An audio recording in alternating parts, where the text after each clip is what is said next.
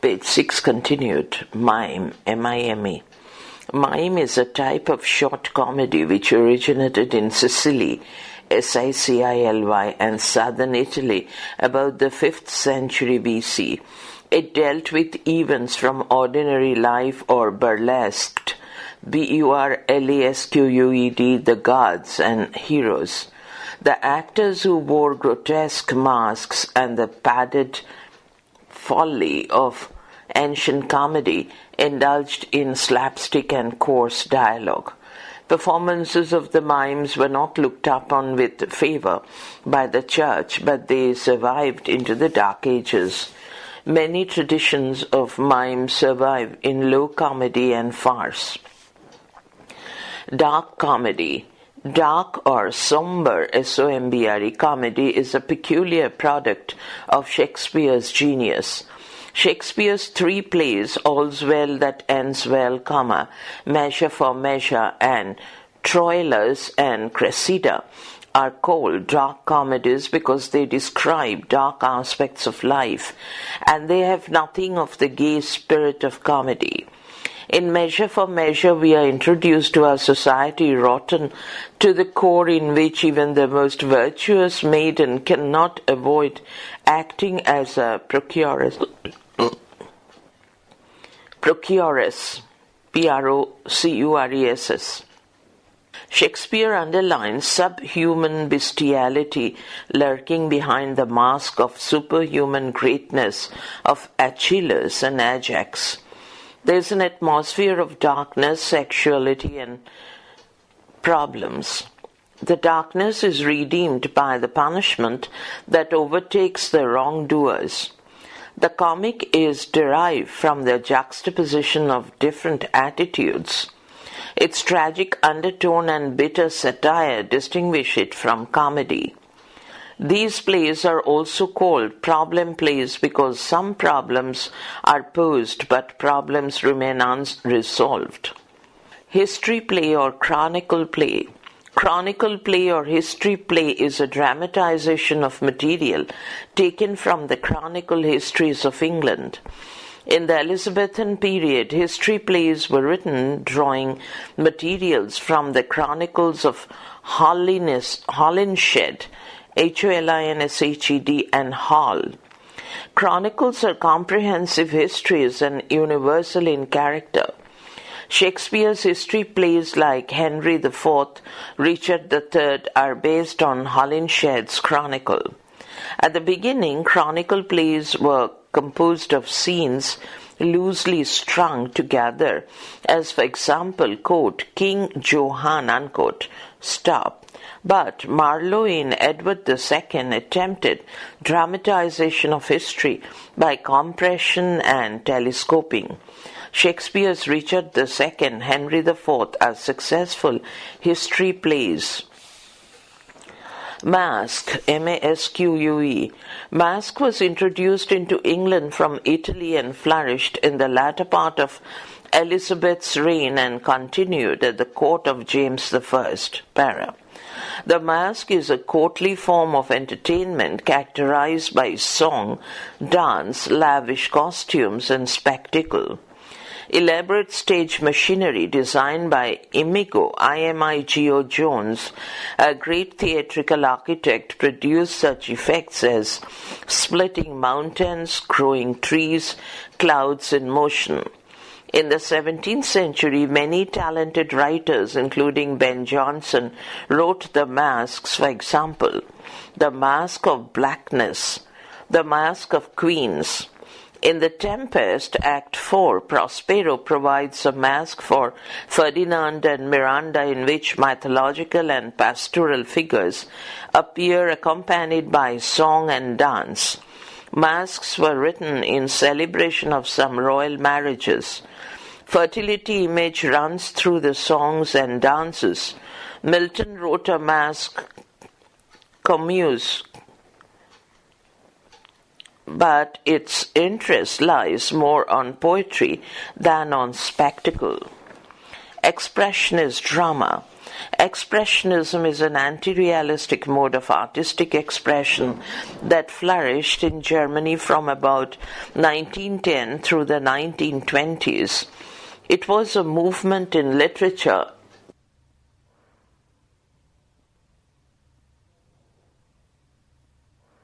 page 7, and particularly visual arts. Vincent van Gogh, Paul Gauguin, Gauguin, were precursors in painting. French poets Charles Baudelaire, Baudelaire, Arthur Rouynband, Ruinband, the Russian novelist Dostoevsky, and Swedish dramatist Strindberg were the exponents of this movement. Drama was a prominent and widely influential form of expressionist writing. German playwright George Kaiser, From Morn to Midnight, Ernst Toller, Mass Man, are better known as expressionist dramatists. Expressionist dramatists tended to represent anonymous human types instead of individual characters, to replace plot by episodic renderings of intense and rapidly oscillating emotional states. Strindberg avoided depictions of individualized characters in realistic settings. His dream play, with its fragmented stylized action, had shown the way to a new theatrical symbolism. In general, expressionists rejected the imitation of external reality in order to express either a private inner vision or a wider political one of a world often depicted as bizarre and violent. In American drama, some of Eugene O'Neill's plays, particularly The Emperor Jones, The Hairy Ape, were influenced by expressionism in their departures from certain realistic conventions. Expressionist drama is basically symbolic drama because it expresses inner vision through sustained symbolism or through private symbols and images. Absurd drama. In the modern age, there are dramas and novels in which the authors stress the absurd human condition. The absurd drama is an experimental theatrical style which came into prominence after World War II in the work of such writers as Samuel Beckett, Eugene Ionesco, Jean Genet, and Harold Pinter. Many absurdist plays contain grotesque and ludicrous elements, but term absurd carries the sense given it by the existentialist thinkers that man is, quote, out of harmony, unquote, comma. He is an exile in a meaningless universe. This experimental drama is influenced by such movements as expressionism and surrealism. The novels of Franz Kafka, The Outsider, and Sartre provide impetus to the movement. According to these writers and philosophers, man is an isolated being cast in an alien universe. The most influential dramatist in this movement is Samuel Beckett, whose famous drama Waiting for Godot concentrates on portraying the hopeless condition of mankind by means of absurd happenings. Two tramps wait hopelessly for an unidentified person, Godot, G-O-D-O-T. Quote, nothing happens, nobody comes, ? Unquote. The play is absurd because it is grotesquely comic. The dialogue is pointless and disorderly. Harold Pinter's The Caretaker shows life as a comic absurdity. Poetic drama. Poetic drama is not drama written in poetry or verse. Poetic drama is to be distinguished from dramatic poetry, in which poetry is written in the form of monologue or soliloquy. The poetic drama stands as the antithesis to what we call today the naturalistic or realistic drama. The, quote, poetic drama, unquote, as practiced by the Elizabethan playwrights, particularly by Shakespeare, has for its subject the imaginative presentation of life. Macbeth, Hamlet are poetic conceptions. Antony and Cleopatra is a poetic tragedy not simply because it is written in verse, but because the love of Antony and Cleopatra is conceived and executed in highly imaginative and metaphysical manner. T.S. Eliot, in defining poetic drama, says that poetic drama reveals the inner reality, while realistic prose drama, page 8, represents the superficial reality. Riders to the Sea is a poetic drama, although it is written in prose, because it is an, quote, atmospheric piece, unquote. Its atmosphere is created by imaginative qualities. However, verse is the medium of poetic drama. Shakespeare wrote in blank verse. T.S. Eliot and others revived poetic drama in the modern age and used a variety of rhymes in such dramas as Murder in the Cathedral, The Family Remain, The Ascent of F6, Auden and Isherwood, Phoenix Too Frequent, Christopher Fry. Closet drama. A closet, C-L-O-S-E-T drama, is written in the form of a drama with dialogue, indicated settings and stage directions, but is intended by the author to be read rather than to be performed on the stage. As for examples, Milton's Samson Agonistus, written in Greek method, Byron's Manfred, Hardy's The Dinas. Monodrama. Monodrama is a theatrical presentation featuring only one character. Tennyson characterizes his poem Maud as monodrama. Opera. Opera is a musical drama in which the dialogue is sung to the accompaniment of orchestra music. Modern opera began in Italy about 1600, reaching England where it was influenced by the masque soon after 1700. During the Restoration period, operatic versions of Shakespeare's plays, The Tempest and Macbeth, were presented but the dialogue was spoken, not sung. Early in the 18th century, operas were translated and sung by English singers. The first completely Italian opera sung in Italian was Almahide, Almahide. There are operas like Ariadne by Handel, Ernani by Italian composer Giuseppe Verdi. One-act play. One-act play refers to the play written in one act. There are many short, unified dramatic works which may be called one-act plays, but the term is usually reserved for those written since the late 19th century. Interest in this type of drama grew as part of the modern experimental theatre. The modern repertory movement made it popular. Like short story, it presents a single plot or incident or a character. The medieval morality play, Every Man, is the remotest forebear of the modern one-act play. Good one-act plays have been written in the modern age. The Rising of the Moon, Riders to the Sea, A Night at an Inn, Bishop's Candlesticks, Monkey's Paw are important one-act plays dealing with a variety of themes and employing new techniques. Folk drama.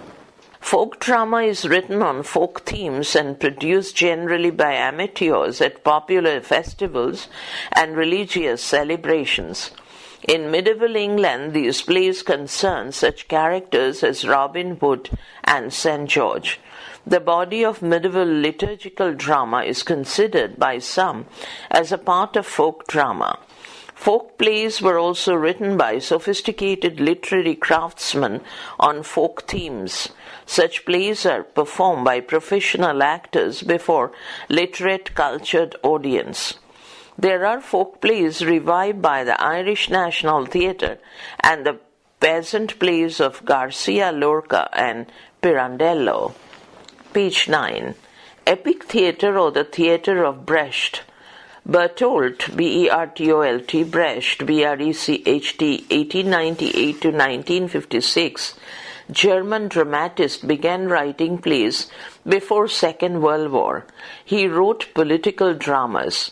For his political propaganda, he evolved a new theatre, which he calls epic theatre. The term implies a sequence of actions or episodes of the kind found in Homer's Iliad. It is narrative rather than representational. It reports instead of representing. The sense of dramatic illusion is constantly dispelled by reminders from the stage that one is watching a play.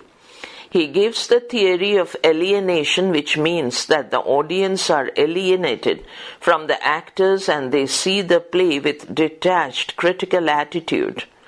The aim of the epic theatre was to lead the audience not to feel intensely, but to judge critically, to see the character's action as determined by social circumstances.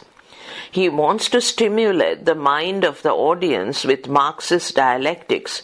In the matter of social changes, he uses short scenes, harsh lighting, placards announcing changes of scenes, music which comment on the action. Mother Courage, Galileo, Ball, B-O-A-L, Drama, Drums in the Night are some of his popular plays.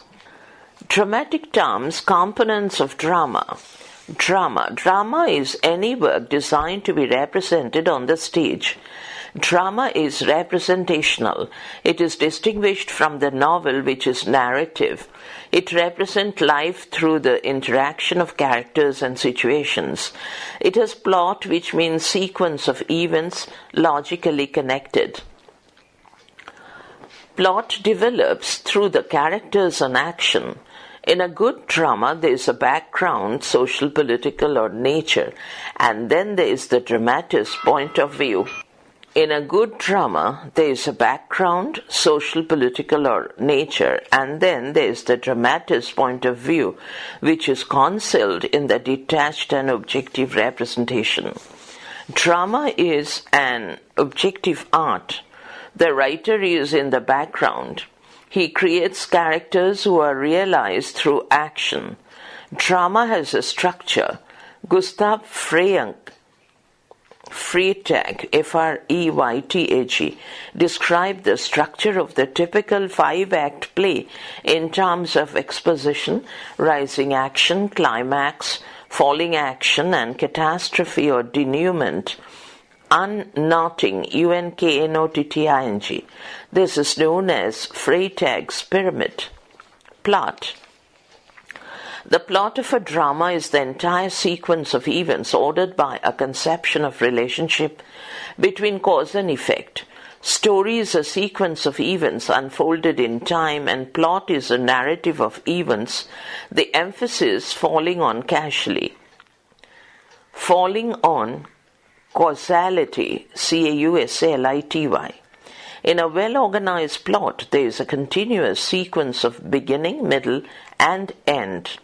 In dramatic terms, it is called exposition, crisis or climax, and catastrophe or denouement. Episodic plots, simple plots, and complex plots. Aristotle distinguishes between episodic plots and complex plots. Episodic plots are those in which the acts succeed one another without probable or necessary sequence. Simple plot is one continuous action where there is neither any unexpected change of fortune nor a sudden discovery. The catastrophe is produced as expected consequence of what precedes. A complex plot imitates a whole action with a beginning, middle, end, and end. It includes peripeteia, P-E-R-I-P-E-T-E-I-A, reversal of fortune, and anagnorisis, A-N-A-G-N-O-R-I-S-I-S, discovery or recognition, or either of them. Page 10. These should arise from the internal structure of the plot. The structure of the plot must be well neat. The parts are connected by cause and effect. Exposition. Exposition explains the main situations, introduces the main characters, suggests the background, and initiates the action of the play. Conflict is the essence of drama. Exposition suggests the main source of the conflict. In The Riders to the Sea, which is an one-act play, Nora and in their first conversations give the background, explain the situation and introduce the main character and the possible conflict with her only surviving son, Bartley, Bartley. In Arms and the Man, which is three-act drama, the first act serves the exposition part. Slander mongers in the first scene of the School for Scandal, the stage is filled with characters. Two groups are brought to the attention of the audience, and the audience are kept in a state of expectation, not only about the person who is to appear, but also his reaction to the pervading group dynamic. Para. Shakespeare suggests the spiritual forces of the tragedy in the first scenes of Hamlet, Julius Caesar, and Macbeth, and then he proceeds to give the information about the characters and situations in the following scenes. In the modern drama, the exposition is managed by flashbacks. Ibsen, a master of exposition, developed the technique of gradually revealing the past as the play progresses. Crisis and climax. The German critic Gustav Freytag, in his The Technique of the Drama, characterized the typical plot of a five-act play as a pyramidal shape consisting of a rising action, climax, that is crisis, falling action, and catastrophe. The conflict of the drama suggested in the exposition develops gradually. Complications are created and the conflict rises to a crisis, that is the critical point. Climax is the turning point or the peak point after which action falls and comes to the catastrophe. In many books, Hudson, as for example, crisis and climax are supposed to be the same thing. In a play, there may be many crises. Bartley's departure is one crisis of the play. Mauria's vision of the ghost is another crisis. Iago's deception of Othello leads to a crisis, the critical point where Othello decides to kill Desdemona. In Macbeth, the murder of Duncan is one crisis. Banquo's Banquo's murder, and then the slaughter of Lady Macduff and her son are crises that led the play to the climax. Macbeth's meeting of the witches and his sense of security. Climax is the moment in a play or a story in which crisis reaches the highest intensity and is resolved. When Othello discovers that Iago has misled him, that is the climax.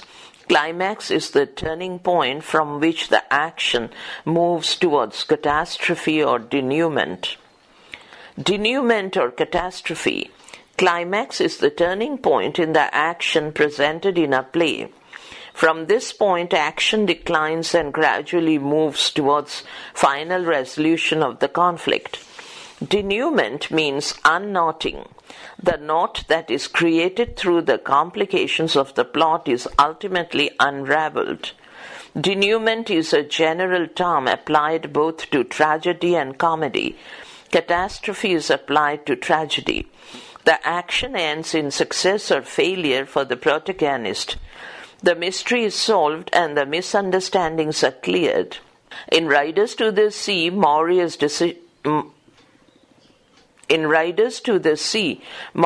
vision of the ghost of Michael is the climax, and then Maria gradually yields to her fate and is reconciled to it. This is the catastrophe or resolution.